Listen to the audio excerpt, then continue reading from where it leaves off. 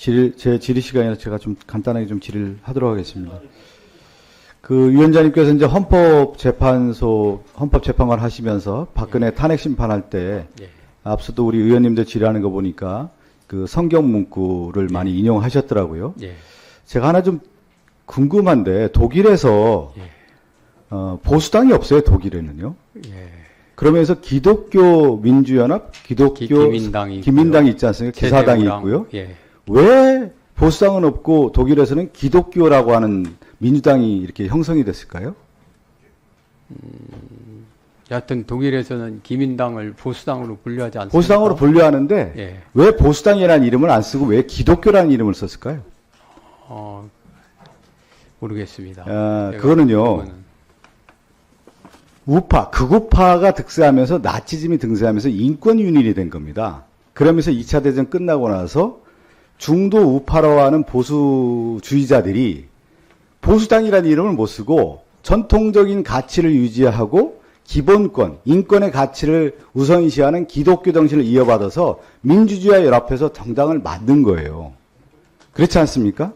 지금 우리나라의 이 윤석열 정권의 이 비상계엄이라고 하는 것이 극우파에 의한 지금 선동에 이어지고 있는 가운데 있기 때문에 이걸 참 직시를 하셨으면 한다는 말씀을 좀 드리고요.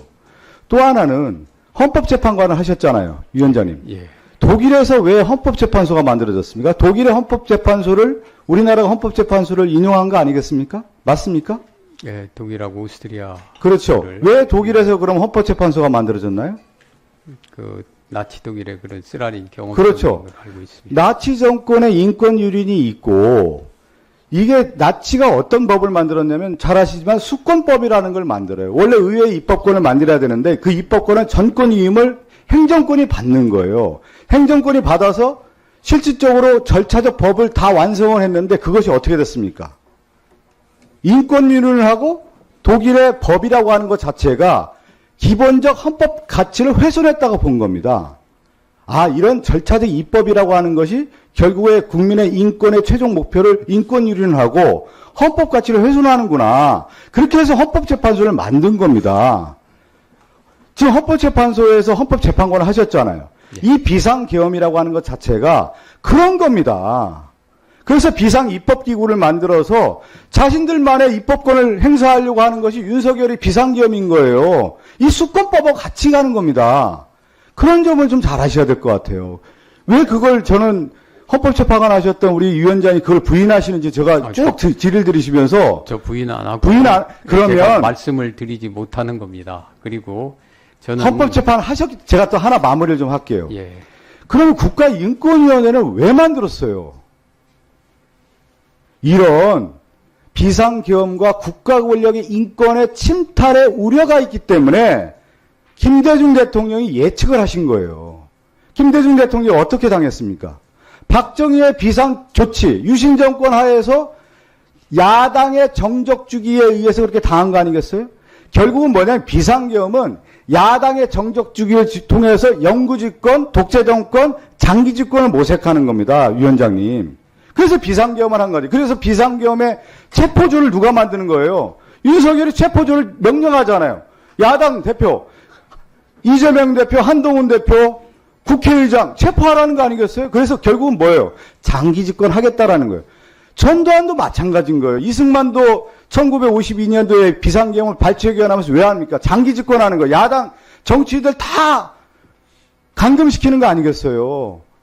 전두환도 마찬가지고 박정희 대통령도 마찬가지고 이게 비상계엄의 기본적 특성인 거예요. 결국 그래서 뭐냐면 파시즘적 특징을 갖고 있는 거예요. 나치즘적 특징을 갖고 있는 거고. 그래서 군사 정권의 가장 기본적 모태가 뭐냐면 무솔리니의 파시즘을 그대로 따라한 게 히틀러의 나치즘이고 그 다음에 전 세계 3세계 국가들의 군사정권이 이 모델을 따라간 것이고 박정희도 마찬가지고 전두환도 이 모델을 따라간 겁니다. 이 모델을 다시 전 세계 10대 강국인 우리나라의 또 다른 모델로 만들려고 하는 것이 윤석열 정권의 모습이었단 말이에요. 이게 비상계엄의 실체인 겁니다. 그것은 결국 그래서 앞서 얘기한 것처럼 독일의 헌법재판소, 독일의 기민당, 우리나라의 지금 인권위원회 같은 맥락인 거예요. 전 세계 역사를 쭉 돌아보면. 그래서 저는 위원장님께서 오늘 많은 의원들이 얘기하는 거예요. 이 비상계엄이 잘못됐다는 부분에 대해서는 헌법재판소가 판단을 하겠지만, 인권위원장으로서 이 헌법적 가치, 헌법이라고 하는 게 뭐죠? 가장 궁극적인 목표가 국민의 생명과 재산을 보호하는 거 아니겠습니까? 근데 이 비상계엄은 윤석열은 국민에게 총불을 댄 거 아닙니까? 인권을 짓밟을 거란 말이죠. 그러면 인권위원장으로서의 가치, 이 헌법적 가치를 유지하는데 최고의 가치라고 하는 국가 인권을, 국민 인권을 보호하는 데 있어서의 인권위원장이 무슨 역할을 했느냐. 이걸 묻고 있는 거예요. 국민을 대신해서. 근데 그 부분에 대해서 저는 헌법재판관도 하셨고 국가인권도 하셨고 과거에 검찰에서 검사장까지 했던 분이 이 얘기를 못한다. 저는 납득이 안 되고 있습니다. 그 얘기를 질문을 하는 거예요.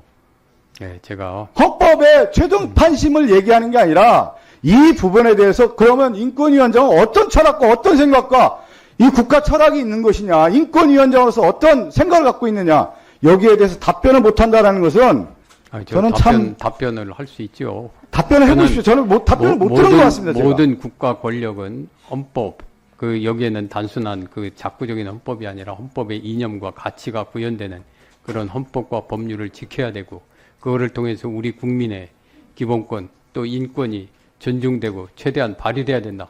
저는 그거에 대해서 전혀